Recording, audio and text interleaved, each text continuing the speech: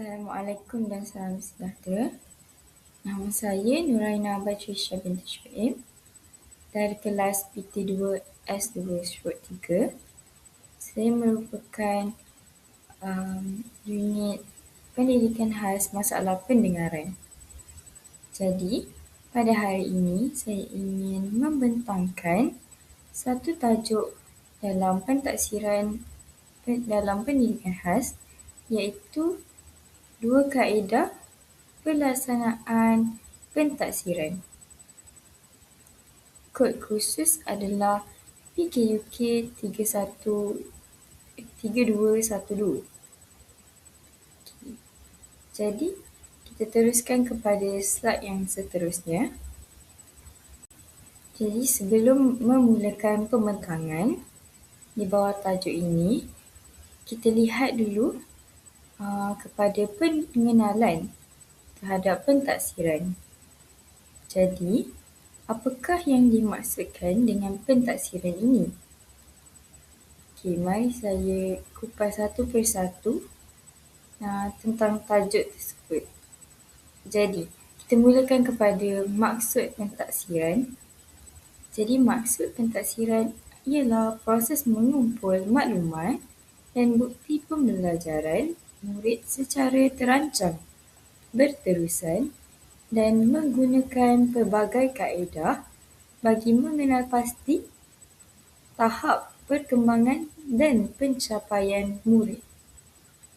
Hal ini dipetik dari Universiti Malaysia Pahang, Sultan Abdullah.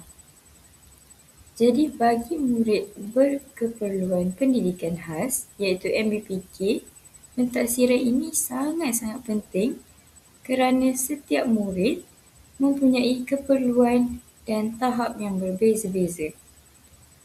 Jadi, maklumat-maklumat daripada pentaksiran ini diguna untuk merancang satu rancangan pendidikan individu, iaitu RPI. Jadi, RPI ini adalah satu pelan pembelajaran khusus yang merangkumi matlamat, strategi pengajaran dan kaedah pentaksiran serta sokongan yang diperlukan oleh murid. Jadi, pentaksiran ini sangat pentinglah untuk guru-guru merancang satu RPI yang baik untuk murid dalam membantu untuk mengimprovekan lagi tahap murid tersebut.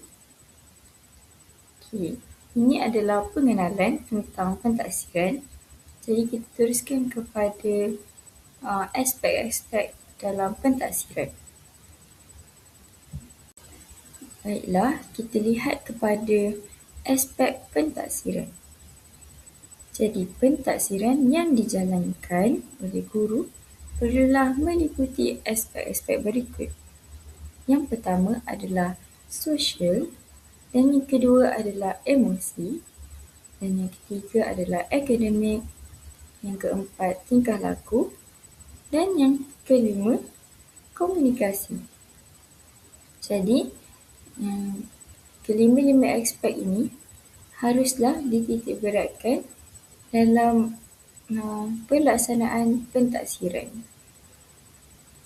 Jadi, kita teruskan kepada slide yang seterusnya, iaitu 2 kaedah dalam pentaksiran yang dipilih oleh saya.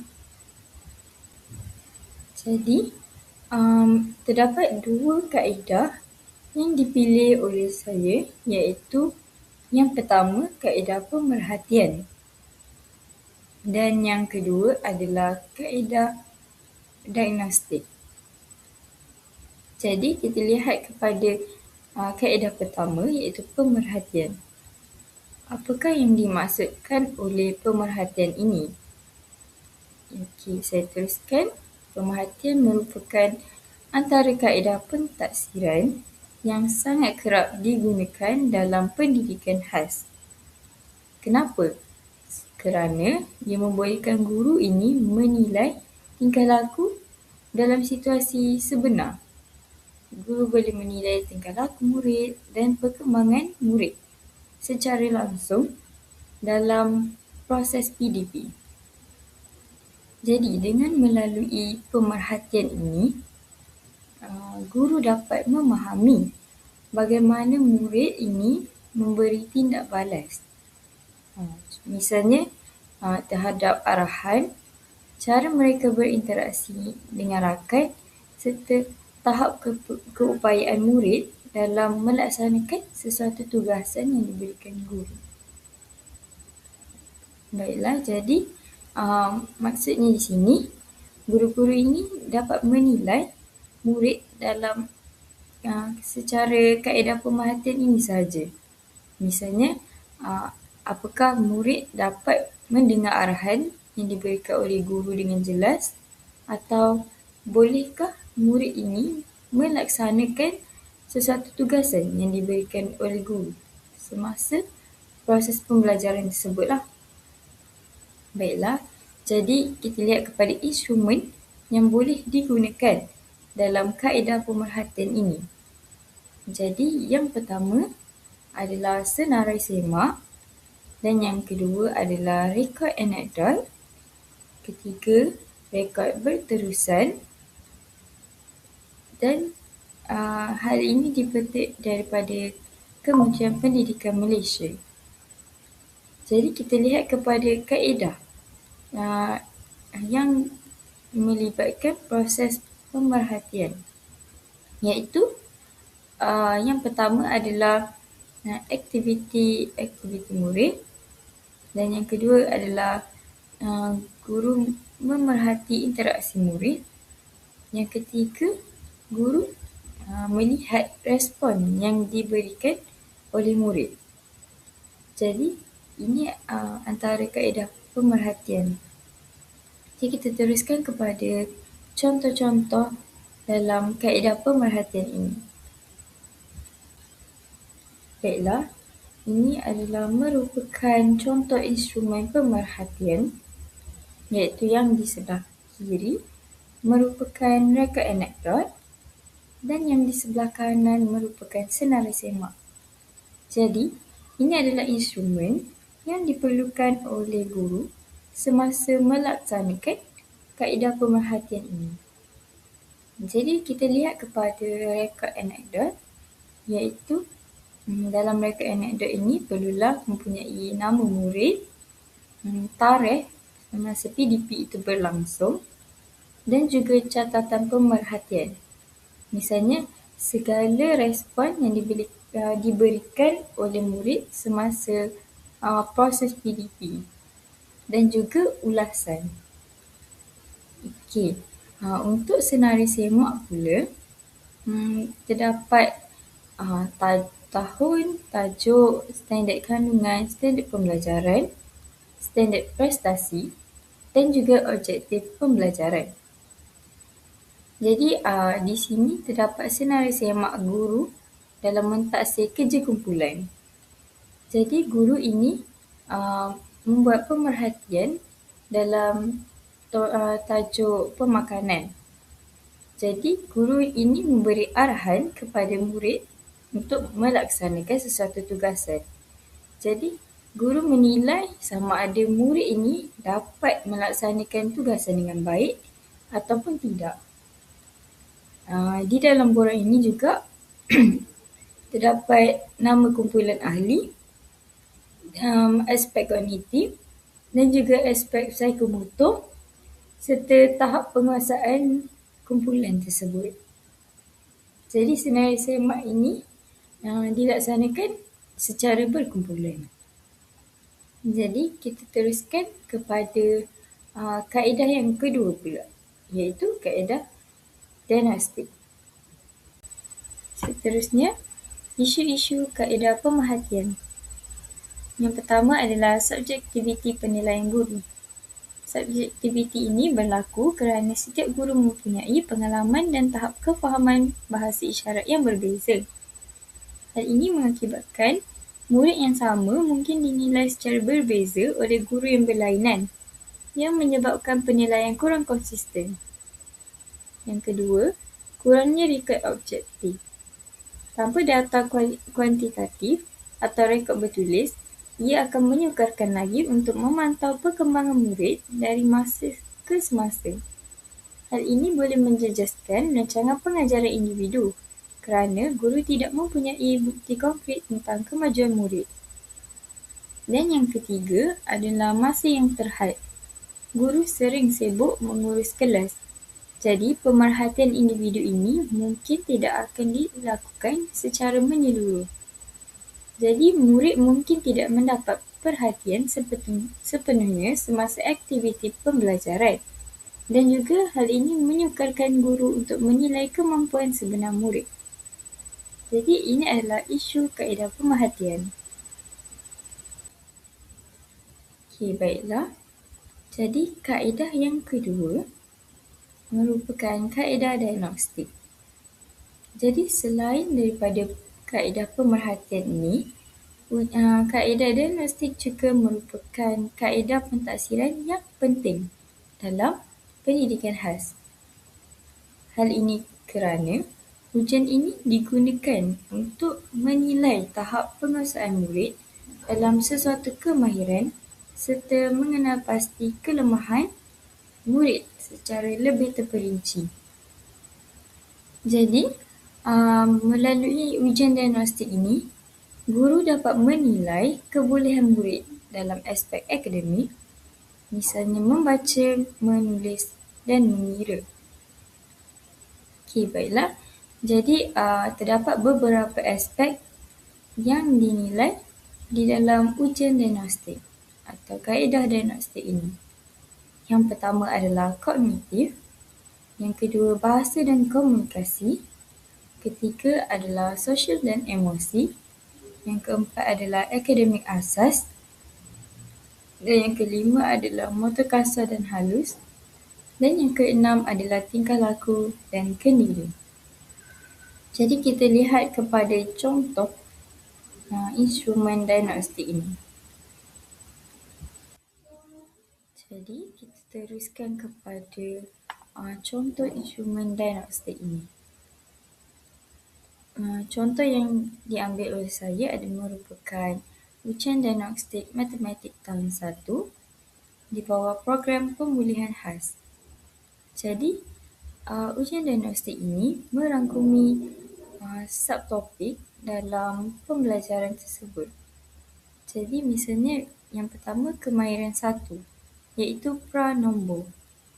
Jadi, murid perlulah mendengar arahan daripada guru dan melaksanakan tugasan yang diberikan atau ujian diagnostik ini secara dengan betul untuk memastikan murid itu dapat atau tidak pembelajaran yang disampaikan oleh guru. Jadi, misalnya ujian diagnostik ini mempunyai beberapa tahap. Iaitu tahap pertama adalah tahap senang, yang kedua sederhana dan yang ketiga tinggi. Jadi untuk melaksanakan ujian diagnostik ini, murid perlu lebih fokus dan membaca arahan dengan betul lah. Okay. Ini adalah contoh instrumen diagnostik. Kita teruskan kepada slide seterusnya. Untuk isu-isu kaedah diagnostik pula, yang pertama adalah keterbatasan instrumen standard. Banyak ujian diagnostik direka untuk murid normal atau murid tipikal dan tidak mengambil kira keperluan MBPK pendengaran. Ia akan mengakibatkan keputusan ujian mungkin tidak menggambarkan kemampuan sebenar murid kerana tahapnya berbeza. Yang kedua, kebergantungan kepada alat visual. MBPK pendengaran ini lebih mudah memahami bahasa visual kerana keupayaan mereka lebih kepada visual. Jadi jika ujian hanya berasaskan lisan, maka murid mungkin gagal untuk menunjukkan kemampuan sebenar mereka. Dan yang ketiga adalah kurangnya rujukan asas normatif.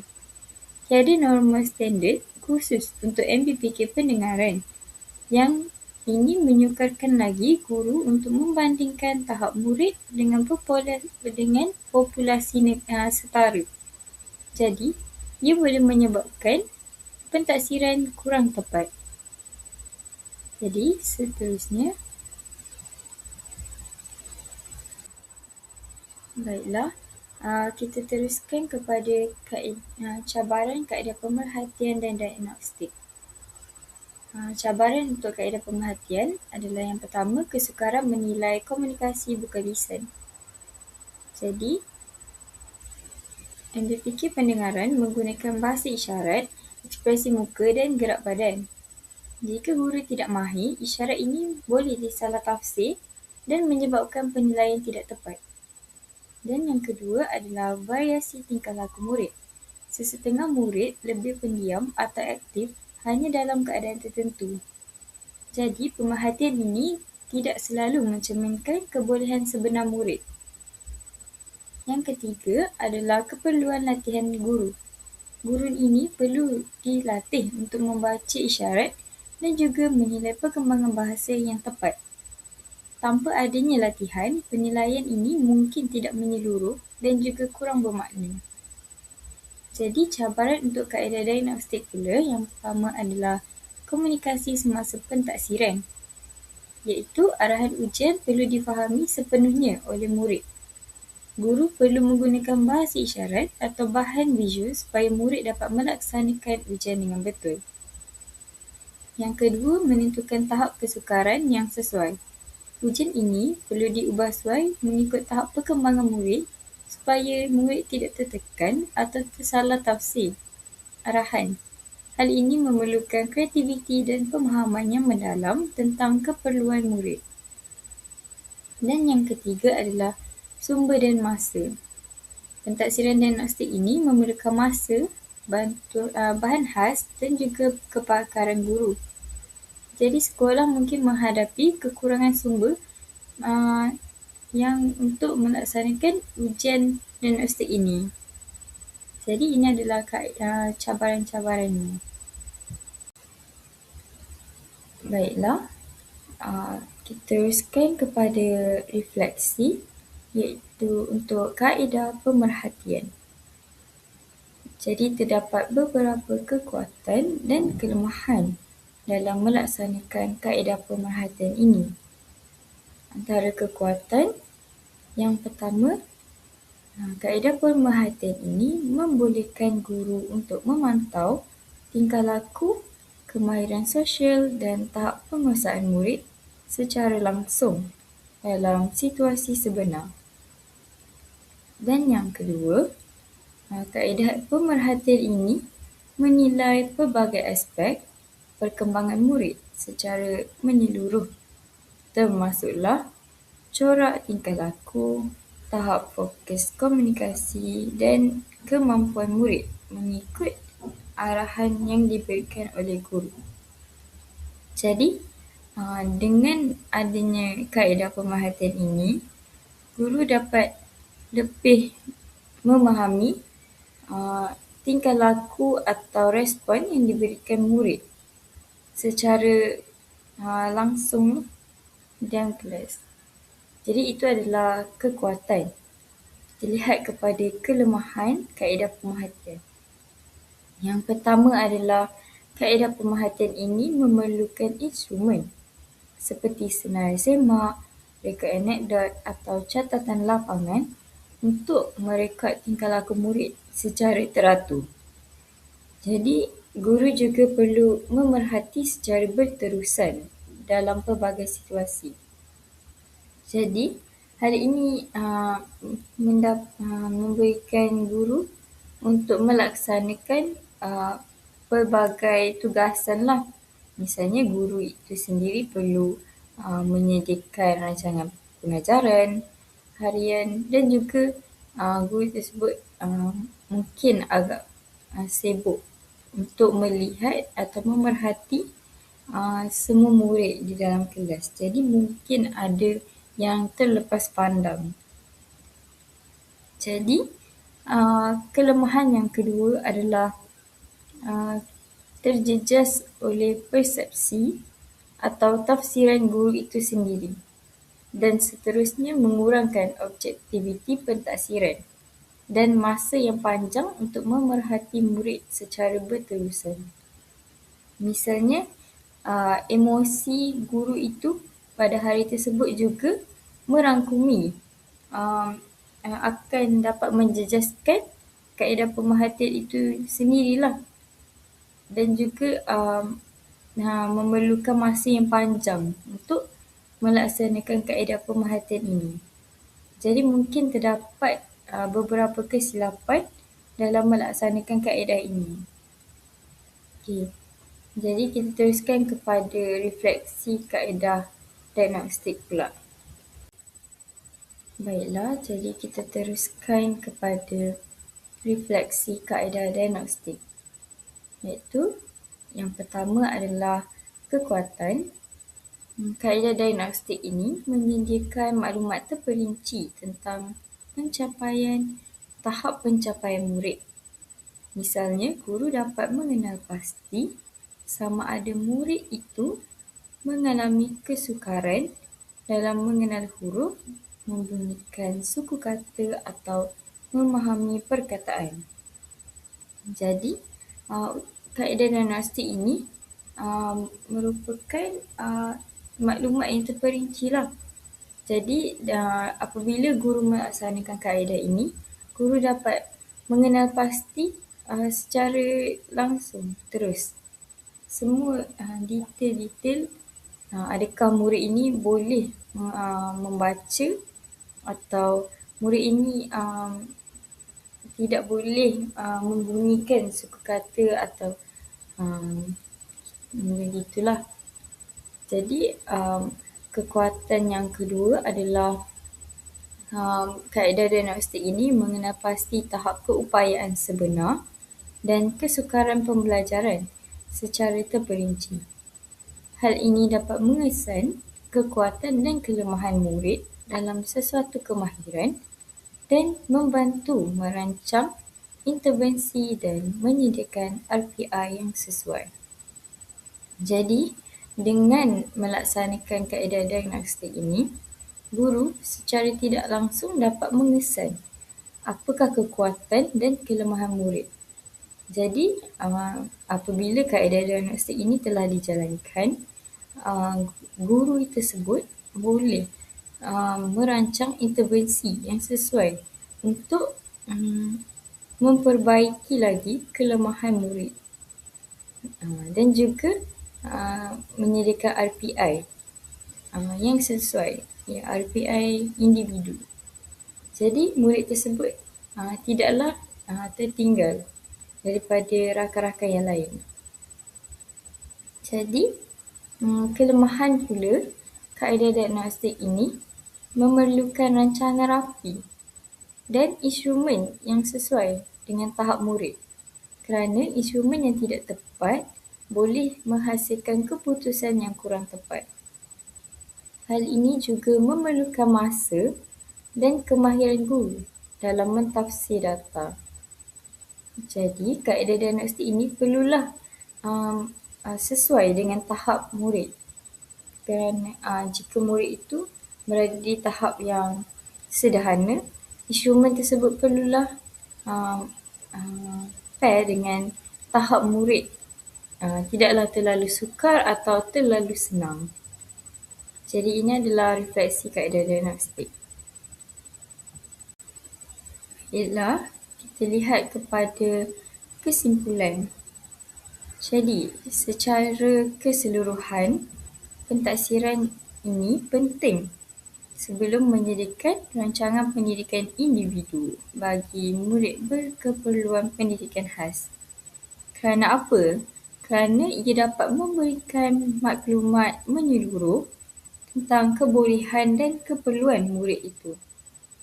Misalnya, kaedah seperti pemerhatian dan juga diagnostik ini saling melengkapi untuk menilai perkembangan murid secara langsung dan juga terperinci.